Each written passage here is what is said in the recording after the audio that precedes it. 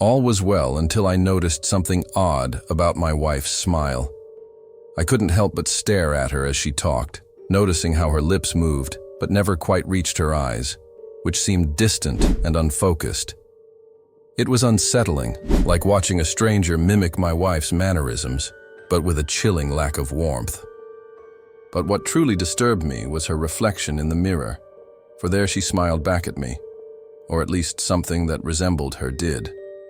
Her eyes, though, those remained the same, cold and distant, as if they belonged to someone else.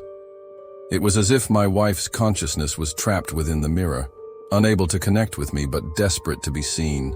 Each day that passed, her behavior grew more erratic. Sometimes she would stare into the mirror for hours, talking to her reflection as if it were me. Other times she would reach out to touch the glass, her fingers leaving strange, dark smudges that wouldn't come off. It was during these moments that I felt a growing sense of dread, a premonition that something terrible was about to happen. One evening, as I sat alone in the living room, I heard a crash from the bathroom. Rushing to the door, I found the mirror had shattered, but my wife was nowhere to be seen. Then I noticed something peculiar. The shards of the mirror seemed to be receding, almost as if they were growing darker and thicker, forming a viscous tar-like substance that oozed down the sides of the mirror. It was then I realized, with a growing sense of horror, that the reflection wasn't my wife's. She wasn't trapped in the mirror. She was the mirror. And what I had been witnessing all along was her desperate attempt to break free, to escape the prison that had held her captive for so long. But now that the mirror was broken, she was free. Or rather, I was the one who was trapped, imprisoned in a world where everything seemed normal on the surface, but was in actuality a distorted reflection of reality.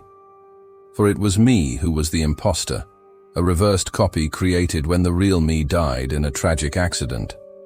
The mirrored me, the one who had been trying to help me accept that I wasn't real, that I didn't belong here, was gone now, vanished, leaving me alone in a world that was never mine to begin with. And now the real me was returning, drawn back by some force to the place where our paths had diverged, to the point where I had become the one who wasn't real, to the place where I had become my wife's reflection. I could feel it happening, the shift, the change, the slow unraveling of my being as I became nothing, no longer myself, but simply a discarded memory, a forgotten dream, a haunting apparition that would soon cease to exist.